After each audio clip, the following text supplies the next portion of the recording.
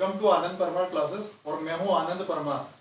दोस्तों, इसके पहले जो लेक्चर था वो अपना बौद्ध धर्म का फर्स्ट लेक्चर था। अब जो वीडियो रहेगा अपना सेकंड लेक्चर रहेगा। चलिए बात करते हैं। मैंने आप लोगों को पहले लेक्चर में गौतम बुद्ध का जीवन परिचय बताया था। जन्म कहाँ हुआ था, मृत्यु कहाँ हुई थी और उनका जीवन परिवर्तन कैसे हुआ कि वो एक सन्यासी बन गए और उन्हें ज्ञान की प्राप्ति की। अब दोस्तों सेकंड लेक्चर में अपन बात कर देंगे उनके संघ में थे कौन, कैसे लोग रहते थे, किनको इजाजत मिलती थी संघ में आने की।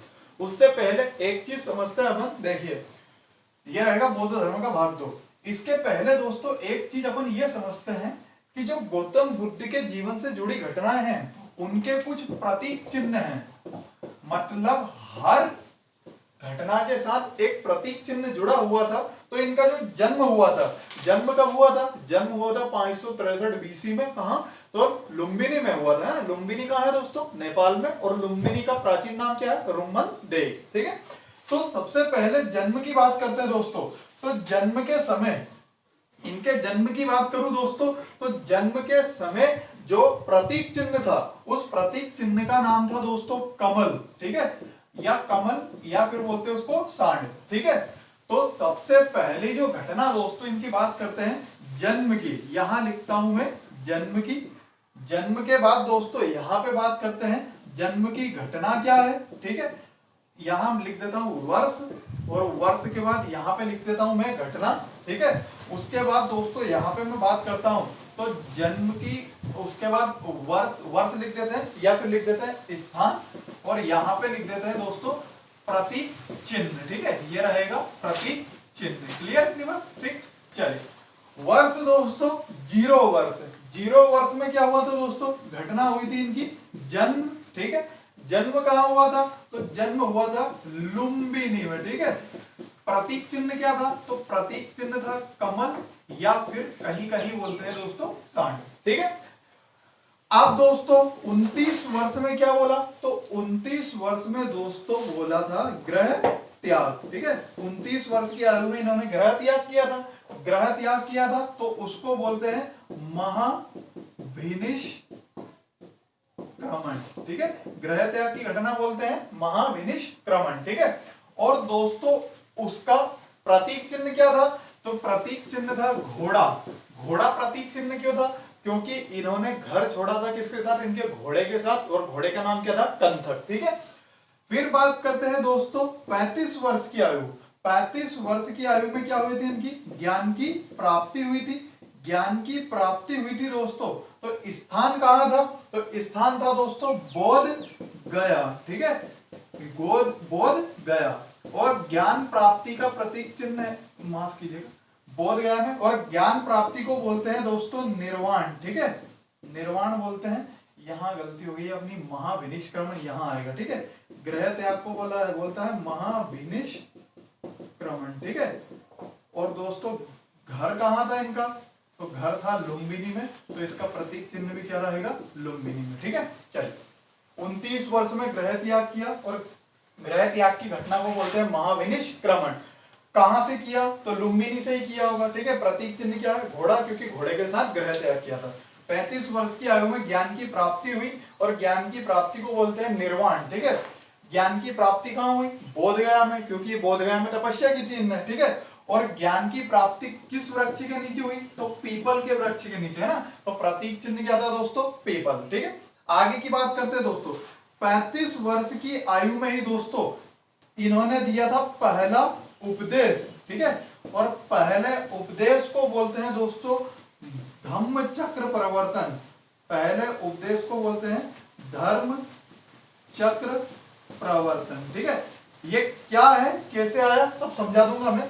धर्म चक्र प्रवर्तन कहां दिया था दोस्तों? तो सारनाथ में दिया था। ठीक है, सबसे पहला उपदेश इन्होंने सारनाथ में दिया था। किन्हें दिया था? तो दोस्तों बात करते हैं उन 5 ब्राह्मणों को दिया था।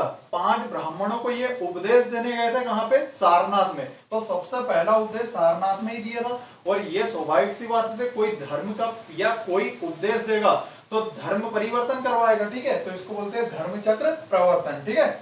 उसके बाद दोस्तों यहां पे इसका प्रतीक चिन्ह क्या था? चक्र। ठीक है, क्या था प्रतीक चिन्ह? चक्र। ठीक। उसके बाद 80 वर्ष की आयु में दोस्तों मृत्यु और मृत्यु को बोलते हैं दोस्तों महापरिनिर्वाण। ठीक है, 80 वर्ष की उम्र में मतलब 483 बीसी में इनकी मृत्यु हुई थी। मृत्यु को बोलते हैं महापरिनिर्वाण। कहाँ हुई थी? तो स्थान था कुशीनारा। ठीक है, स्थान था दोस्तों कुशीनारा। और इसका दोस्तों प्रतीक चिन्ह क्या है? स्तूप। ठीक, ये थी इतनी घटनाएं इनसे जीवन से जुड़ी हुई। अब इनको एक एक समझाता हूं, रटना बिल्कुल नहीं है, अभी समझ में आएगा। 0 वर्ष में दोस्तों क्या हुआ? जन्म हुआ।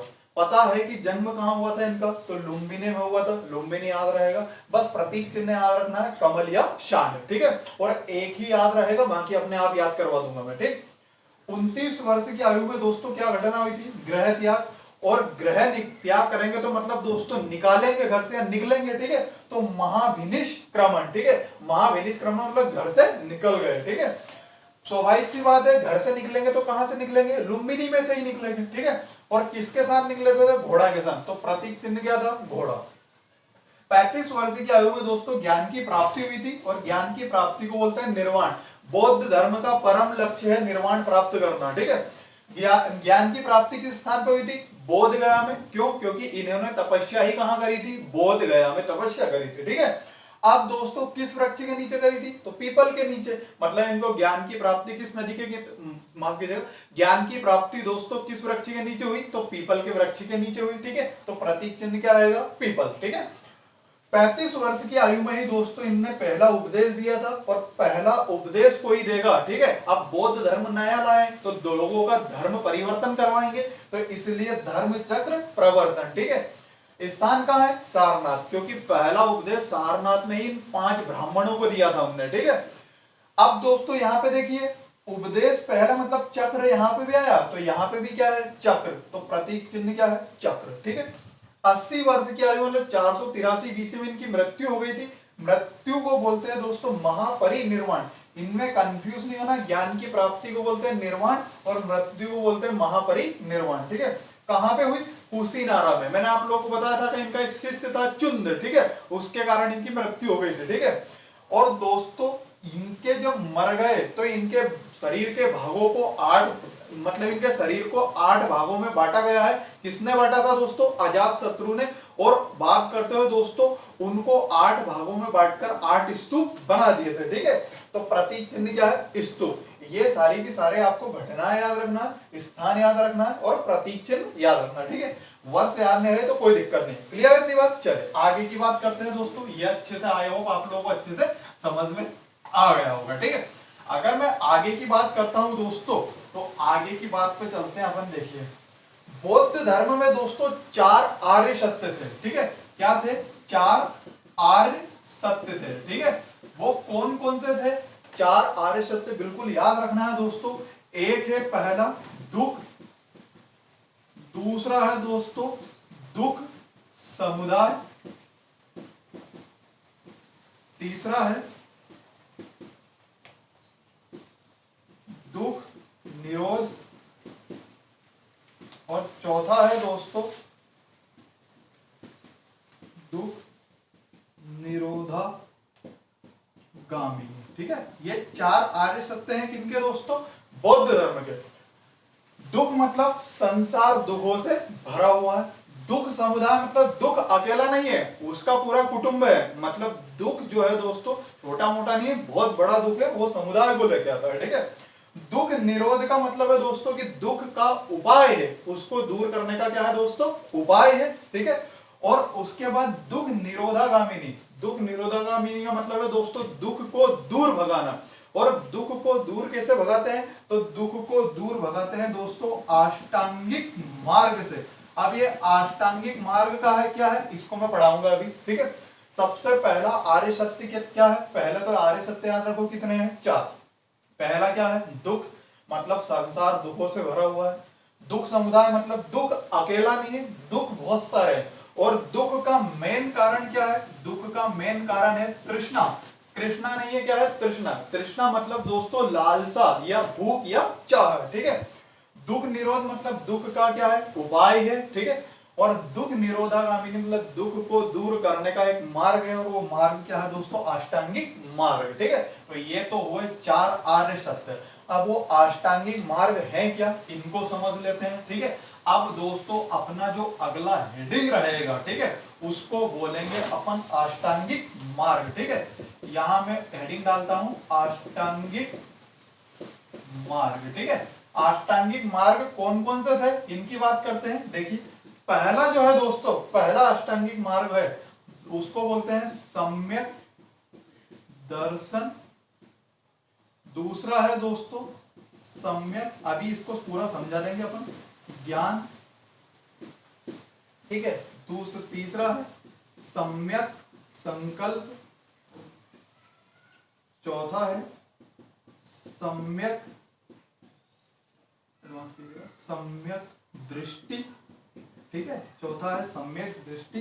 पांचवा है दोस्तों सम्यक, पांचवा क्या है दोस्तों? सम्यक वाक। फिर है सम्यक धर्म। सातवां है दोस्तों सम्यक आजीव। आठवां है सम्यक व्यायाम। ठीक है, चलिए बात करते हैं दोस्तों। अब ये माफ कीजिएगा, सम्यक समाधि,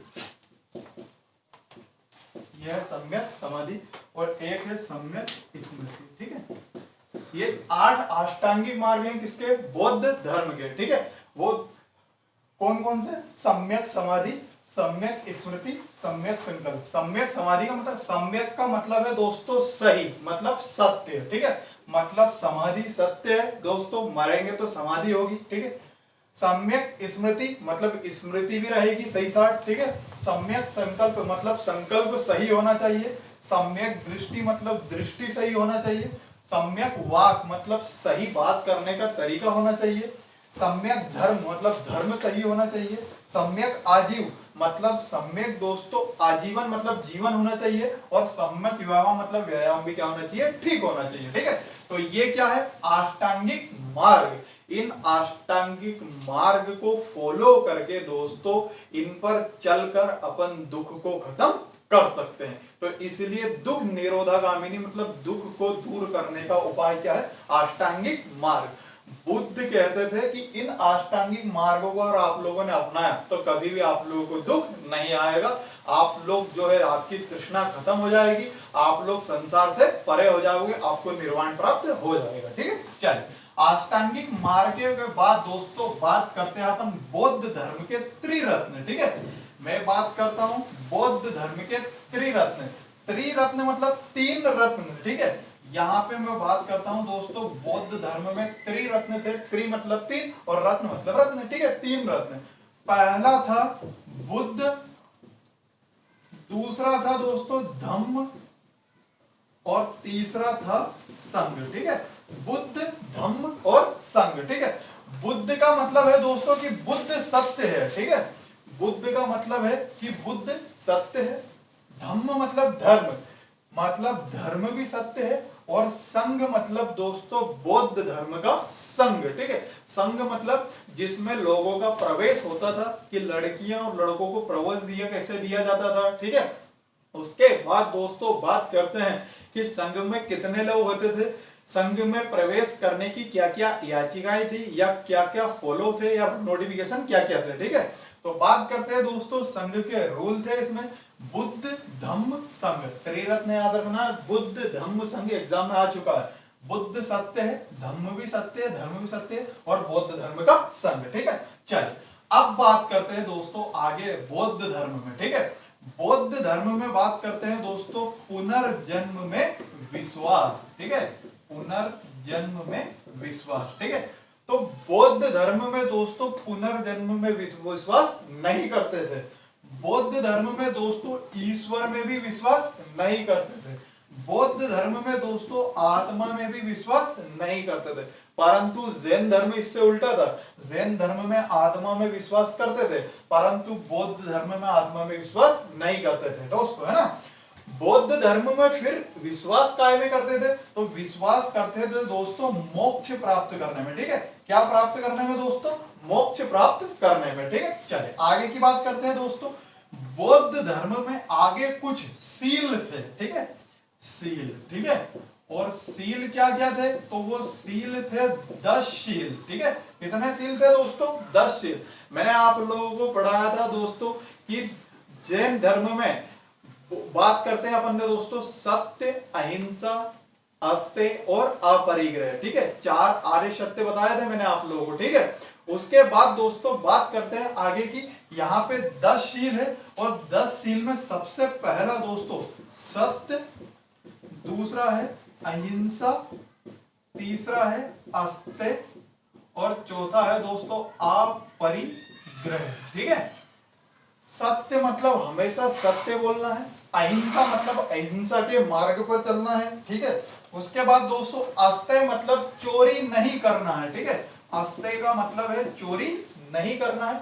और अपरिग्रह का मतलब है दोस्तों यहाँ पे कि धन संग्रह नहीं करना है। मतलब दोस्तों आपको धन ज्यादा नहीं रखना, जितना है उतना लुटा दो गरीबों में, ना दूसरों की सेवा करो। ये बौद्ध धर्म का लक्ष्य था। ठीक है, तो सत्य, अहिंसा, अस्तेय, अपरिग्रह और चौथा तो दोस्तों ब्रह्मचर्य। ठीक है, कि आपको अगर दुनिया में आगे जाना है, जीवन में आगे जाना है, तो आपको ब्रह्मचर्य बन के रहना है। ठीक है, ये तो हो गए 5 सील। 5 सील से आगे छठा सील जो आएगा वो आएगा दोस्तों दोपहर के बाद भोजन। ये सारे के सारे इंपोर्टेंट है ना, एग्जाम में आ चुके हैं। दोपहर का बाद भोजन ना करना। उसके बाद दोस्तों यहाँ पे बात करते हैं व्याभिचार ना करना। ठीक है, व्याभिचार मतलब गलत काम है ना, गलत काम ना करना। ठीक है, आगे बात करते हैं दोस्तों मद्य निषेध। मद्य निषेध मतलब ये गुटखा, बीड़ी, तंबाकू वगैरह नहीं खाना। ठीक है, उसके बाद दोस्तों आरामदायक सैया का, सैया मतलब दोस्तों खटिया। ठीक है, आरामदायक खटिया क्या त्याग, वो बोलते थे कि जमीन पे सो। ठीक है, उसके बाद 5वां है दोस्तों आभूषण का त्याग। ये 10 सील थे किसमें? बौद्ध धर्म में। ठीक है, कौन कौन से? सत्य, अहिंसा, अस्तेय, अपरिग्रह, ब्रह्मचर्य। ठीक है, सत्य समझते हो आप लोग, अहिंसा भी समझते हो, अस्तेय मतलब चोरी नहीं करना, अपरिग्रह मतलब धन का संग्रह नहीं करना, ब्रह्मचर्य मतलब हमेशा ब्रह्मचर्य बन के रहना है। ठीक है, छठा है दोपहर के बाद भोजन ना करना, व्याभिचार ना करना मतलब गलत काम ना करना। फिर मद्य निषेध मतलब दोस्तों गुटखा, बीड़ी, तंबाकू, जुआ, शराब बिल्कुल नहीं खेलना है। आरामदायक सैया का त्याग और आभूषण का त्याग मतलब आप अगर ब्रह्मचर्य बन गए, आप साधु संत बन गए, तो आभूषण पहनने की जरूरत ही नहीं है। ठीक है, तो ये थे कितने? 10 सील। ये 10 सील में कोई सा भी आ सकता है आप लोगों को एग्जाम में कि निम्नलिखित में से कौन सा 10 सील में नहीं है। ठीक है, तो आप लोगों को पूरे के पूरे 10 सील याद रहना चाहिए। ठीक है, चलिए आगे की बात करते हैं दोस्तों। तो बौद्ध धर्म का मैं बात करता हूं संघ। ठीक है, बौद्ध धर्म का संघ क्या था? ठीक है, संघ मतलब दोस्तों उनका ग्रुप। ठीक है, तो बौद्ध धर्म का संघ जो है वो किसके द्वारा बनाया गया था? तो स्वाभाविक सी बात है दोस्तों बुद्ध के द्वारा बनाया गया था। ठीक है, किसके द्वारा बनाया गया था? बुद्ध के द्वारा। किस लिए बनाया गया था? तो धर्म के प्रचार के लिए। ठीक है, किसके लिए बनाया गया था? धर्म के प्रचार के लिए। ठीक है, यह संघ कहां बनाया गया था? तो यह संघ बनाया गया था दोस्तों सारनाथ में। यह चीज आप लोगों को ध्यान रखना, ये सारनाथ में क्यों बनाया गया? क्योंकि बुद्ध ने अपना पहला उपदेश कहां दिया था? सारनाथ में। किनको दिया था? उन 5 ब्राह्मणों को दिया था। ठीक है, तो वहीं पे सान का संघ बना था कि संघ में किन लोगों को प्रवेश देना है, किन लोगों को प्रवेश नहीं देना है। ठीक है, तो याद रखना संघ किसके द्वारा? बुद्ध के द्वारा। किसके लिए? धर्म के प्रचार के लिए। और कहां बनाया गया? तो दोस्तों सारनाथ में बनाया गया। अब इस संघ की अपन बात करते हैं विशेषता कि संघ की दोस्तों विशेषता क्या थी। ठीक है, तो संघ की जो विशेषता थी उसका सबसे पहला मोटो था दोस्तों समता मूलक। ठीक है, समता मूलक मतलब सबके साथ समान व्यवहार करना। ठीक है, क्या? सबके साथ समान व्यवहार करना मतलब दोस्तों वहां पे जाति प्रथा नहीं थी। ऐसा नहीं था कि जो उच्च जातियों का हक हो तो उसको पहले लेंगे, बिल्कुल नहीं था। उसमें कर्म आधारित था, ठीक है। कर्म आधारित था मतलब जिसके अच्छे कर्म होंगे उसको संघ में क्या मिलेगा दोस्तों, प्रवेश मिलेगा, मतलब समता मूलक, सबके साथ समान व्यवहार, ठीक है। चल अब बात करते हैं दोस्तों आगे। ऐसा होता था कि कभी कभी संघ में मतभेद हो जाते थे, मतलब संघ में हो जाती थी दोस्तों लड़ाई, ठीक है। तो लड़ाई हुआ करती थी तो दोस्तों होती थी क्या, मीटिंग हुआ करती थी। और मीटिंग हुआ करती थी तो दोस्तों सारे के सारे संघ के जो लोग हैं वो इकट्ठा होते थे और अपना अपना मत देते थे कि आगे अपने को अपना संघ कैसे चलाना है, ठीक है। तो एक सभा बैठती थी, उस सभा को कहते थे दोस्तों उपोषद। ये एग्जाम में आ चुका है, याद रखना इंपॉर्टेंट है, ठीक है। कि मीटिंग होती थी या सभा होती थी तो उसको क्या बोलते थे दोस्तों, उपोषद, ठीक है। और उपोषद में भी दोस्तों कोरम अनिवार्य था। कोरम क्या होता है, मतलब दोस्तों जितने भी संघ के लोग हैं उनके 1/10 लोगों का उपस्थित होना अनिवार्य है, तभी सभा का आयोजन होगा, मतलब उपोषद का आयोजन होगा, ठीक है। 1/10 मतलब कैसे, कि संघ में 100 लोग हैं तो उसका 100 का 1/10 मतलब कितने लोग दोस्तों, 10 लोग, मतलब 10 लोग होंगे तभी सभा मतलब उपोषद का आयोजन किया जाएगा, अन्यथा नहीं किया जाएगा। ऐसा ही अपना दोस्तों राज्यसभा में है, लोकसभा में, कि दोस्तों मीटिंग तभी होगी या किसी बिल पर बात करते हैं दोस्तों चर्चा जब होगी जब कोरम होगा। कोरम मतलब दोस्तों उपस्थित या मतदान करने वाले लोगों का कितना, 1/10 भाग, ठीक है। चल आगे की बात करते हैं दोस्तों, संघ में प्रवेश की बात करते हैं, ठीक है। तो मैं सब अगला हेडिंग डाल देता हूं, संघ में प्रवेश। संघ में प्रवेश की शर्त क्या क्या थी, ठीक है। संघ में प्रवेश की क्या थी, शर्त क्या क्या थी, ठीक है। सबसे पहले तो दोस्तों विकलांग को नहीं लिया जाता था, ठीक है। जो विकलांग था उसको नहीं लिया जाता था। दूसरे की अगर मैं बात करूं दोस्तों, चोर को नहीं लिया जाता, जो चोरी करता था उसको बिल्कुल संघ में प्रवेश नहीं दिया जाता था। अगला दोस्तों ऋणी को नहीं लिया जाता था, मतलब ऋणी बोला तो जिसपे कर्जा था उसको संघ में प्रवेश नहीं दिया जाता था। अगला मैं बात करूं दोस्तों तो सैनिक को प्रवेश नहीं दिया जाता था। और आखिरी में पांचवे की बात करूं तो बीमार व्यक्ति को भी प्रवेश नहीं दिया जाता था, ठीक है।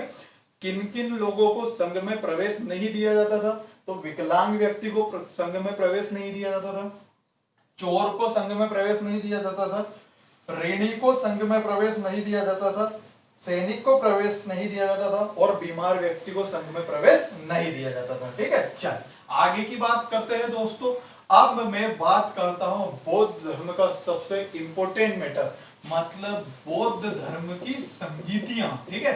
मतलब बौद्ध धर्म की जो मीटिंग हुआ करती थी बड़ी बड़ी अलग अलग स्थानों पे हुआ करते थे, ठीक है, उसकी संगीतियों की मैं बात करता हूं दोस्तों, ठीक है। तो बौद्ध धर्म में कुल 4 संगीतियां हुई थी, ठीक है। बौद्ध धर्म में कुल कितनी संगीतियां हुई थी, तो 4 संगीतियां हुई थी। जो पहली संगीति हुई थी दोस्तों वो हुई थी 463 बीसी में, ठीक है। जो दूसरी हुई थी वो हुई थी 383 बीसी में। तीसरी हुई थी दोस्तों 250 बीसी में, कहीं कहीं इसको 254 बीसी भी बोलते हैं, ठीक है। और चौथी हुई थी दोस्तों वो पहली ईस्वी में हुई थी, ठीक है। फर्स्ट बीसी में, सॉरी पहली ईस्वी में हुई थी, बीसी में नहीं ईस्वी में हुई थी, ठीक है। क्लियर इतनी बात। पहली संगीति कब हुई थी, 463 बीसी में, दूसरी 383 बीसी में, तीसरी 250 या 254 बीसी में और चौथी कब हुई थी, पहली शताब्दी में, पहली ईस्वी में। सबसे पहले मैं बात करता हूं बौद्ध धर्म की जो 4 संगीतियां थी उसमें पहली संगीति की बात करता हूं, ठीक है। तो पहली संगीति हुई कब थी, राजा कौन थे, अध्यक्ष कौन थे और उसके परिणाम क्या निकले थे, ठीक है। तो सबसे पहले दोस्तों मैं बात करता हूं फर्स्ट मीटिंग या फर्स्ट संगीति, ठीक है।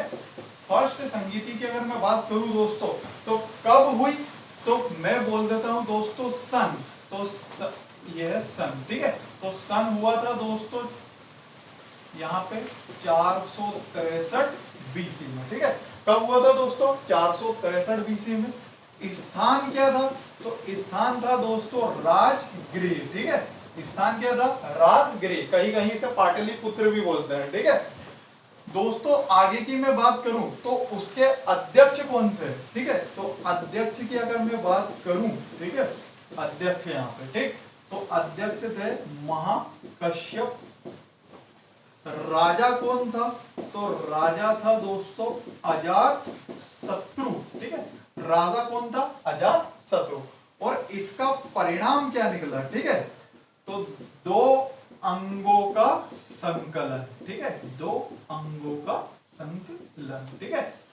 दो अंग कौन कौन से थे, एक तो था दोस्तों सुत पिटक और दूसरा था विनय पिटक, ठीक है। दो अंगों का संकलन हुआ करता था, एक तो सुत पिटक और एक विनय पिटक। सुत पिटक और विनय पिटक क्या है, तो सुत पिटक में दोस्तों यहां पे सुत पिटक में थे बुद्ध के उपदेश, विनय पिटक में दोस्तों यहाँ पे बौद्ध धर्म के क्या थे, नियम। ये थी पहली संगीति, बहुत बहुत इंपॉर्टेंट, वेरी वेरी इंपॉर्टेंट है ना, बिल्कुल दिमाग में बैठाना है। पहली संगीति का सन क्या है, तो 463 बीसी में हुई थी। स्थान क्या था, राजगृह में। अध्यक्ष कौन थे, महाकश्यप, ठीक है। इसके बाद दोस्तों इसकी मैं ट्रिक बता दूंगा, अपने आप याद हो जाएगा उंगलियों पे, ठीक है। अध्यक्ष कौन थे, महाकश्यप। राजा कौन थे, अजात शत्रु। अजात शत्रु का आप लोगों ने नाम सुना होगा, ठीक है। बिंबिसार के बाद अजात शत्रु आया था, हर्यक वंश का राजा था। अजात शत्रु ने बुद्ध के शरीर को 8 भागों में बांटा था और 8 भागों में बांट के 8 स्तूप बनवाए थे। बुद्ध की मृत्यु को बोलते हैं महापरिनिर्वाण, में आप लोगों को शुरू में पढ़ा चुका हूं, ठीक है। परिणाम क्या हुआ था, दो अंगों का संकलन हुआ था, ठीक है। अंग मतलब दोस्तों बात करते हैं किताब, ठीक है। सुत पिटक और विनय पिटक। सुत पिटक में है बुद्ध के उपदेश और विनय पिटक में है दोस्तों यहाँ पे नियम या विचार, ठीक है। तो दोस्तों सुत पिटक में बुद्ध के उपदेश, विनय पिटक में बौद्ध धर्म के नियम। तो ये तो हुई अपनी पहली संगीति। अब मैं बात करता हूं दोस्तों सेकंड संगीति की, ठीक है। बिल्कुल ऐसा ही रहेगा पूरा अपना मैटर, बस यहाँ पे लिख देते हैं अपन सेकंड संगीति, ठीक है, मतलब दूसरी संगीति, ठीक है। अब दोस्तों दूसरी जो हुई थी वो कब हुई थी, तो वो हुई थी 383 बीसी में, ठीक है, मतलब 383 बीसी में, ठीक है। स्थान क्या था दोस्तों, तो दोस्तों स्थान था वैशाली, ठीक है। स्थान क्या था, वैशाली। अध्यक्ष कौन थे, तो अध्यक्ष थे साबा कामी। राजा कौन था, तो राजा था काला शोक, ठीक है। परिणाम क्या हुआ दोस्तों, तो परिणाम इसमें कुछ नए परिणाम निकल के आए थे। और नए परिणाम की अगर मैं बात करूं तो परिणाम क्या थे, तो परिणाम था दोस्तों दो संप्रदायों का उदय, ठीक है। दो संप्रदाय कौन कौन से थे उनकी बात करते हैं। पहला था दोस्तों महासांगिक और दूसरा था थेरवादी, ठीक है। ये क्या है इनको समझाता हूं सबसे पहले, ठीक है। देखिए सेकंड संगीति कब हुई थी, 383 बीसी में, ठीक है। स्थान क्या था, वैशाली। अध्यक्ष कौन था, साबा कामी। राजा काला शोक, ठीक है। परिणाम क्या है, दो संप्रदायों का उदय हुआ था, एक था महासांगिक और एक थेरवादी। जो महासांगिक वो लचीला था और थेरवादी जो था दोस्तों कठोर था, ठीक है। महासांगिक लचीला था मतलब दोस्तों बौद्ध धर्म दो भागों में बटा हुआ था, एक महायान और एक हीनयान, ठीक है। तो ये महासांगिक जो था दोस्तों ये महायान के जैसा था और थेरवादी जो है दोस्तों ये हीनयान के जैसा था। अब महायान और हीनयान के है इसको मैं आगे पढ़ाऊंगा, ठीक। परंतु इस सेकंड संगीति में परिणाम यह हुआ था कि बौद्ध धर्म में दो संप्रदायों को उदय हुआ था, एक महासांगिक और एक थेरवादी। महासांगिक लचीला था और थेरवादी जो है दोस्तों क्या था, कठोर था, ठीक है। चल अब बात करते हैं तीसरी संगीति की, ठीक है। ये तीसरी संगीति क्या थी, कहां थी, ठीक है। मैं बात करता हूं दोस्तों थर्ड संगीति की, ठीक है। तो सन कब, तो सन हुआ था दोस्तों लगभग 250 बीसी में, ठीक है। आगे बात करते हैं दोस्तों स्थान क्या था, तो स्थान था पाटलिपुत्र। और स्थान क्या था, पाटलिपुत्र। अध्यक्ष कौन था, तो अध्यक्ष था मोगलीपुत्र तिष्य, ठीक है। अध्यक्ष कौन था, मोगलीपुत्र तिष्य, ठीक है। स्थान था पाटलिपुत्र, अध्यक्ष था मोगलीपुत्र तिष्य, ठीक है। उसके बाद दोस्तों राजा कौन था, तो राजा था अशोक, ठीक है, महान अशोक, जो मैं आप लोगों को मौर्य वंश में पढ़ाऊंगा। परिणाम क्या हुआ दोस्तों, तो परिणाम हुआ था कुछ पुस्तकों का संकलन हुआ करता था, ठीक है, मतलब कुछ पुस्तकों को यहाँ पे क्या हुआ था, संकलन, ठीक है। वो कौन कौन सी थी पुस्तक, उसको बात करते हैं दोस्तों। पहली पुस्तक थी अभिधम्म पिटक, ठीक है, पहली पुस्तक कौन सी थी, अभिधम्म पिटक। अभिधम्म पिटक मतलब बौद्ध धर्म का, लिख देता हूं, बौद्ध धम्म मतलब धर्म, ठीक है, धर्म का सार, ठीक है, धम्म, और यहां पे भी क्या है, धर्म, ठीक है। दूसरी हुई थी दोस्तों कथा वस्तु, ठीक है, कौन सी थी दूसरी, कथा वस्तु, ठीक है। तो तीसरी संगीति कब हुई थी, 250 बीसी में। स्थान क्या था, पाटलिपुत्र। अध्यक्ष कौन थे, मोगलीपुत्र तिष्य। राजा कौन था, तो राजा था अशोक। परिणाम मतलब पुस्तकों का संकलन। एक पुस्तक थी अभिधम्म पिटक, धम्म मतलब धर्म, तो बौद्ध धर्म का सार, और दूसरी पुस्तक थी कथा वस्तु। तो ये हुई दोस्तों तीसरी संगीति। अब मैं बात करता हूं चौथी संगीति की, ठीक है। बौद्ध धर्म की चौथी संगीति क्या बोलती है, अरे माफ कीजिएगा, सारा मिट गया, ठीक है। बौद्ध धर्म की अगर मैं बात करता हूं दोस्तों, फोर्थ संगीति मतलब चौथी संगीति, ठीक है। तो सबसे पहले मैं दोस्तों सन लिख देता हूं कि सन कब हुई, तो दोस्तों ये पहली हुई थी, ये आखिरी हुई थी पहली ईस्वी में, ठीक है। स्थान क्या था, तो स्थान देख लेते हैं। स्थान था दोस्तों कुंडल वन, ठीक है। कुंडल वन कहां पे है, तो कुंडल वन है कश्मीर में, ठीक है। फिर दोस्तों बात करते हैं अध्यक्ष कौन थे, अध्यक्ष थे दोस्तों वसुमित्र, ठीक है।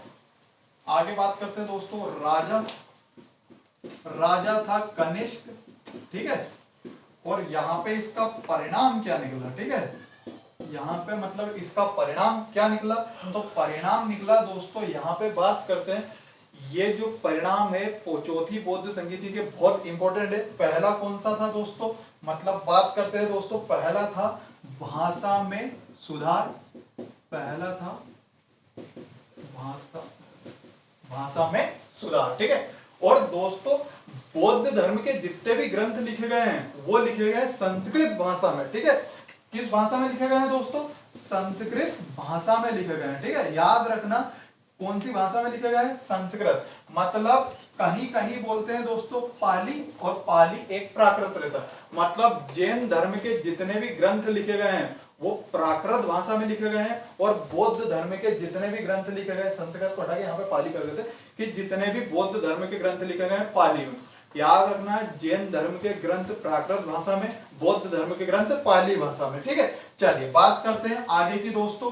यहाँ पे परिणाम क्या हुआ, आखिरी में संघ में क्या होगा दोस्तों, विभाजन, वेरी वेरी इंपॉर्टेंट, ठीक है। तो संघ में विभाजन किस संगीति में हुआ, तो चौथी संगीति में हुआ, ठीक है। देखिए वापिस स्टार्ट करते हैं। चौथी संगीति कब हुई, पहली ईस्वी में। स्थान क्या था, कुंडलवन कश्मीर। अध्यक्ष कौन था, वसुमित्र। राजा कनिष्क। और परिणाम क्या था, ये इंपॉर्टेंट नहीं है, ये है संघ में विभाजन, मतलब संघ दो भागों में बढ़ गया था, एक हीनयान और एक महायान। वो क्या क्या थे इसको आगे पढ़ेंगे, देखिए बात करते हैं आगे की, ठीक है। तो देखिए दोस्तों मैंने आप लोगों को 4 संगीति बताई, वो बहुत बहुत इंपॉर्टेंट है। एक बार उसकी मैं आप लोगों को ट्रिक बता देता हूं, ठीक है, कि बौद्ध धर्म में जितनी भी संगीतियां हैं उनकी ट्रिक क्या है, ठीक है। तो देखिए दोस्तों कुछ ऐसा आएगा कि राजा महाराजा आजा, वैश्य सबका काल है। राजा महाराजा आजा, वैश्य सबका काल है। आगे लिखा पर पटाओ मत आशिक कुंवर जी कंगाल है, ठीक है। ये ट्रिक है दोस्तों बौद्ध की चारों संगीतियां का। ये पहली संगीति, ये दूसरी, ये तीसरी और ये चौथी, ठीक है। राजा मतलब राजगृह स्थान, महाराजा मतलब महाकश्यप अध्यक्ष, और ये दोस्तों राजा थे, ठीक है। राजा कौन से थे दोस्तों, अजात शत्रु, ठीक है। वैश्य सबका काल है, वैश्य मतलब वैशाली, सबका मतलब साबा कामी, काल मतलब काला शोक, ठीक है। ये बौद्ध संगीति सेकंड हो गई। थर्ड की बात करूं तो पटाव मतलब पाटलिपुत्र, मत मतलब मोगलीपुत्र, तिश और आशिक मतलब अशोक। ठीक है। चौथे की मैं बात करूं दोस्तों, कुंवर से कुंडलवन, जी से वसुमित्र जी और कंगाल से दोस्तों कनिष्क। ठीक है। तो ये चारों की चारों बौद्ध संगीति आप लोगों को चुटकी में याद हो जाएगी। ठीक है। राजा महाराजा आजा, वैश्य सबका काल है, पटाओ मत आशिक, कुंवर जी कंगाल है। ठीक है। चल आगे की बात करते हैं दोस्तों, थोड़ा फनी है, जल्दी याद हो जाएगा। ठीक है। चल आगे की बात करते हैं दोस्तों। तो आगे इसको मैं लिख देता हूं संप्रदाय। ठीक है। क्योंकि अपने को पता है कि चौथी बौद्ध संगीति में बौद्ध धर्म दो संप्रदायों में बढ़ गया था, एक हीनयान और एक क्या था दोस्तों, महायान। ठीक है। तो यहां लिख देते हैं अपन एक तरफ हीनयान और एक तरफ लिख देते हैं दोस्तों महायान। ठीक है। हीनयान जो था दोस्तों ये था कठोर और महायान जो था ये था दोस्तों लचीला। ठीक है। हीनयान जो था दोस्तों ये था कठोर और महायान क्या था, लचीला था। आगे की बात करते हैं दोस्तों। हीनयान में दोस्तों बुद्ध जो थे, कौन थे, गौतम बुद्ध। गौतम बुद्ध थे महापुरुष के रूप में। ठीक है। परंतु महायान में तो उनने गौतम बुद्ध को क्या मान लिया था दोस्तों, भगवान ही मान लिया था। ठीक है। हीनयान में दोस्तों बात करते हैं दोस्तों, ये मूर्ति पूजा में विश्वास नहीं करते थे, परंतु ये मूर्ति पूजा में विश्वास करते थे। ठीक है। चलिए आगे की बात करते हैं दोस्तों। हीनयान में 4 तीर्थों का बात नहीं की गई है, मतलब 4 तीर्थों का उल्लेख नहीं है, परंतु महायान में 4 तीर्थों का उल्लेख है। वो 4 तीर्थ कौन कौन से थे, तो सबसे पहला तीर्थ था दोस्तों लुम्बिनी। लुम्बिनी तीर्थ क्यों था, क्योंकि बौद्ध धर्म की 4 घटनाएं 4 स्थानों से घटित थी, इसलिए उनको 4 तीर्थ बना गया। लुम्बिनी में उनका जन्म हुआ था। बात करते हैं दोस्तों बोध गया क्या था, तो बोध गया में उनको ज्ञान की प्राप्ति हुई थी। फिर आगे मैं बात करूं सारनाथ, तो सारनाथ क्या था, तो सारनाथ में इनने पहला उपदेश दिया था। और चौथा क्या है दोस्तों, कुशीनारा। कुशीनारा क्यों इंपोर्टेंट है, क्योंकि इनकी मृत्यु हुई थी। ठीक है। तो बौद्ध धर्म में दोस्तों 4 तीर्थ हैं, 4 तीर्थ लुम्बिनी, बोध गया, सारनाथ, कुशीनारा। ये क्यों आया मैं आप लोगों को बता चुका हूं। ठीक है। तो हीनयान में 4 तीर्थों का उल्लेख नहीं है, परंतु इसमें 4 तीर्थों का उल्लेख है। ठीक है। चलिए आगे बात करते हैं दोस्तों। हीनयान में जो लिखा गया है, ठीक है, वो लिखा गया है दोस्तों पाली भाषा में, और महायान में जो लिखा गया है वो लिखा गया है दोस्तों संस्कृत भाषा में लिखे गए हैं। ठीक है। ये किस भाषा में लिखे गए हैं, संस्कृत भाषा में लिखे गए हैं। ठीक है। एक बार और रिकॉल कर लेते हैं। हीनयान कठोर था, महायान लचीला था। हीनयान में बुद्ध महापुरुष के रूप में थे, मतलब महान व्यक्ति के रूप में। महायान में इनने भगवान ही मान लिया था। हीनयान में दोस्तों मूर्ति पूजा का उल्लेख नहीं था, महायान में मूर्ति पूजा का उल्लेख था। ठीक है। मतलब बुद्ध की मूर्ति पूजा करते थे। हीनयान में दोस्तों 4 तीर्थों का उल्लेख नहीं था, परंतु महायान में 4 तीर्थों का उल्लेख था, और ये भगवान बुद्ध की चारों घटनाओं से जुड़े हुए थे। हीनयान में दोस्तों पाली भाषा में लिखे गए हैं, और महायान में किस भाषा में लिखे गए हैं, संस्कृत भाषा में लिखे गए हैं। ठीक है। हीनयान में दोस्तों अरहत में विश्वास नहीं करते थे, मतलब माफ कीजिएगा, अरहत में विश्वास करते थे, और महायान में दोस्तों बोधिसत्व में विश्वास करते थे। ठीक है। महायान में किसमें विश्वास करते थे, बोधिसत्व। अरहत मतलब दोस्तों, अरहत का मतलब होता है योग्य, मैंने आप लोगों को जैन धर्म में पढ़ाया था। ठीक है। तो हीनयान में अरहत में विश्वास करते थे, मतलब अपन खुद योग्य हैं तो अपने दम पे बात करते हैं दोस्तों, अपने दम पे जो है अपन बौद्ध धर्म का प्रसार करेंगे, अपन महापुरुष बनेंगे। ठीक है। परंतु इसमें दोस्तों महायान में जो है दोस्तों ये लचीला था, तो लोग आलसी थे। तो आलसी मतलब बोधिसत्व का मतलब ही होता है कि जो खुद निर्वाण प्राप्त करता है, कर चुका हो, परंतु जो दूसरों को निर्वाण प्राप्त करवाए। ठीक है। जो दूसरों को निर्वाण प्राप्त करवाए, मतलब दोस्तों महायान में बोधिसत्व में विश्वास करते थे। बोधिसत्व में दोस्तों मतलब बात करते हैं जो लोग पहले से ज्ञान की प्राप्ति कर चुके हैं, वो दूसरों को ज्ञान की प्राप्ति करवाते थे। ठीक है। एक बार और लिख लेते हैं। हीनयान कठोर था, महायान लचीला था। हीनयान में बुद्ध महापुरुष के रूप में थे, महायान में भगवान के रूप में थे। हीनयान में मूर्ति पूजा का उल्लेख नहीं था, महायान में मूर्ति पूजा का उल्लेख था। हीनयान में 4 तीर्थों का उल्लेख नहीं था, महायान में 4 तीर्थों का उल्लेख था। हीनयान में लिखे गए पाली भाषा में, महायान में संस्कृत भाषा में हीनयान में आराध में विश्वास करते थे, मतलब खुद अपने को योग्य मानते थे लोग, परंतु महायान में बोधिसत्व में विश्वास करते थे। और बोधिसत्व का मतलब है जो खुद ज्ञान की प्राप्ति कर चुका हो, जो दूसरे की ज्ञान की प्राप्ति करवाता हो। ठीक है, चलिए आगे बात करते हैं दोस्तों। पहले मैं बात करता हूं कि बोधिसत्व है क्या क्या। ठीक है, बोधिसत्व दोस्तों कौन से हैं, तो देखिए यहां पे मैं बात करता हूं दोस्तों बोधिसत्व। ठीक है, बोधिसत्व का मतलब है जो दोस्तों खुद ज्ञान प्राप्त कर चुका हो, परंतु जो दूसरों को ज्ञान प्राप्त करवाता हो। ठीक है, बोधिसत्व को दोस्तों 3 भागों में बांटा गया है। ठीक है, कौन कौन से हैं वो दोस्तों, तो पहला है अवलोकितेश्वर, अवलोकितेश्वर। दूसरा कौन सा है, तो दूसरा है दोस्तों वज्रपाणी। पहला है अवलोकितेश्वर, दूसरा है वज्रपाणी और तीसरा है मैत्रेय। ठीक है, पहला है अवलोकितेश्वर, दूसरा है वज्रपाणी और तीसरा है मैत्रेय। ठीक है, अवलोकितेश्वर का मतलब है दोस्तों जिनका कोमल स्वभाव होता है। ठीक है, वज्रपाणी का मतलब होता है दोस्तों जिनका कठोर क्या रहता है, स्वभाव रहता है। और वज्रपाणी मतलब दोस्तों बोलते हैं भविष्य के बुद्ध। ठीक है, आप क्या है इसको समझाता। अवलोकितेश्वर का मतलब है दोस्तों कोमल स्वभाव, मतलब जिनका कोमल स्वभाव होता है। वज्रपाणी मतलब कठोर स्वभाव, जिनका कठोर स्वभाव होता है। और मैत्रेय मतलब भविष्य के बुद्ध, मतलब बात करते हैं दोस्तों जो बुद्ध धर्म के संग में अच्छे से काम करते हैं, अच्छे उनके चाल चलन रहते हैं, जो अच्छी सोच रखते हैं, जो अच्छे दृढ़ विचार रखते हैं, जो अच्छे संकल्प चलते हैं, अष्टांगिक मार्ग पर चलते हैं, वो आगे बुद्ध का आगे काम संभालते हैं, उनके शिष्य बनते हैं, उनके वारिस बनते हैं और उन्हीं को बोलते हैं मैत्रेय। मैत्रेय मतलब भविष्य के बुद्ध। ठीक है, तो बोधिसत्व मतलब जो ज्ञान की प्राप्ति कर चुका हो, जो दूसरों को ज्ञान की प्राप्ति करवाता हो। और बोधिसत्व को 3 भागों में बांटा गया है। पहला है कौन सा दोस्तों, अवलोकितेश्वर। अवलोकितेश्वर मतलब कोमल स्वभाव, वज्रपाणी मतलब कठोर स्वभाव और मैत्रेय मतलब भविष्य के बुद्ध। ठीक है, यहाँ पे दोस्तों आके अपना बौद्ध धर्म खत्म होता है। अब कुछ चीजें बची है, थोड़ी सी उसको आगे और बता देता हूँ। ठीक है, बौद्ध धर्म आ तो गया, उसने उसके प्रचार भी किए, परंतु बौद्ध धर्म का योगदान क्या रहा। ठीक है,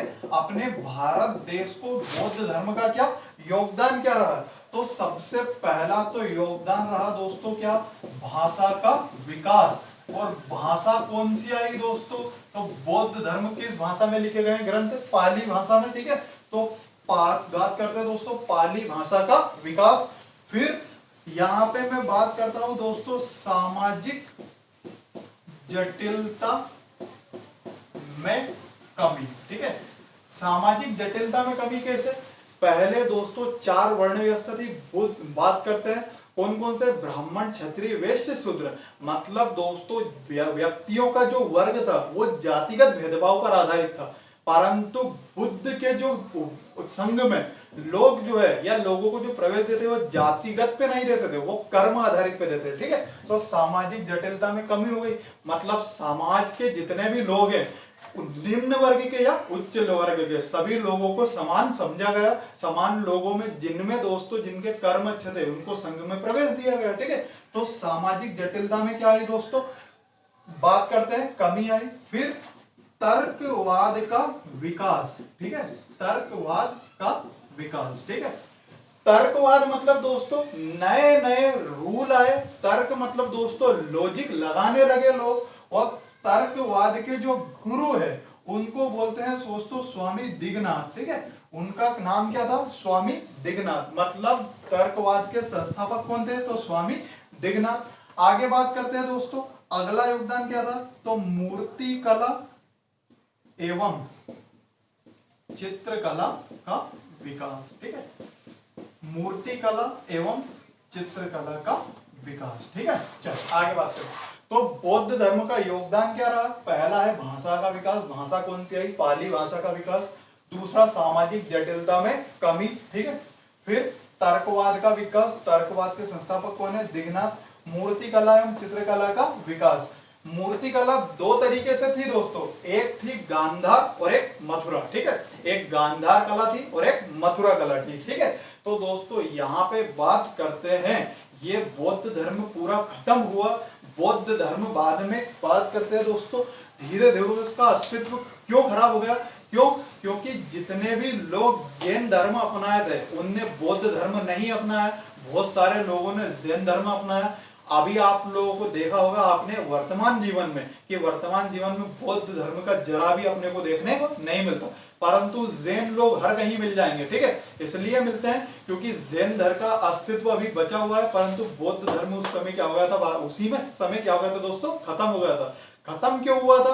क्योंकि उसके जो आगे जो है दोस्तों वारिस थे वो एक तो अच्छे नहीं निकले थे, मतलब दोस्तों वहां पे बात करते हैं कि थोड़े वहां उनको ज्यादा सूझबूझ नहीं पड़ी, उसके बाद वो साम्राज्य नहीं संभाल पाए, मतलब बौद्ध धर्म को सही से संभाल नहीं पाए।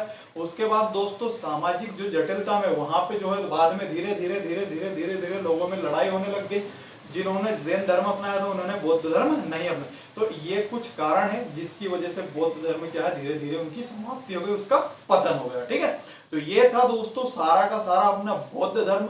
मैंने आप लोगों को जैन धर्म भी पढ़ा दिया और बौद्ध धर्म भी पढ़ा दिया। ये जो दोनों धर्म है दोस्तों ये चल रहे हैं वैदिकोत्तर काल में, जहां पे हर्यक, शिशुनाग, नागवंश और नंदवंश चल रहे थे, उन्हीं के साथ साथ जैन धर्म और बौद्ध धर्म चल रहे थे, ठीक है। अब बात करते हैं दोस्तों बौद्ध धर्म और जैन धर्म खत्म होने के बाद अब उदय होगा एक नए साम्राज्य का, और उस नए साम्राज्य का नाम होगा दोस्तों मौर्य साम्राज्य, ठीक है। चलिए तो आगे की कहानी पढ़ने के लिए आप लोगों को अगला एपिसोड देखना पड़ेगा। अगर वीडियो अच्छा लगे तो लाइक और सब्सक्राइब करें और दोस्तों के साथ शेयर करना ना भूलें। Thank you.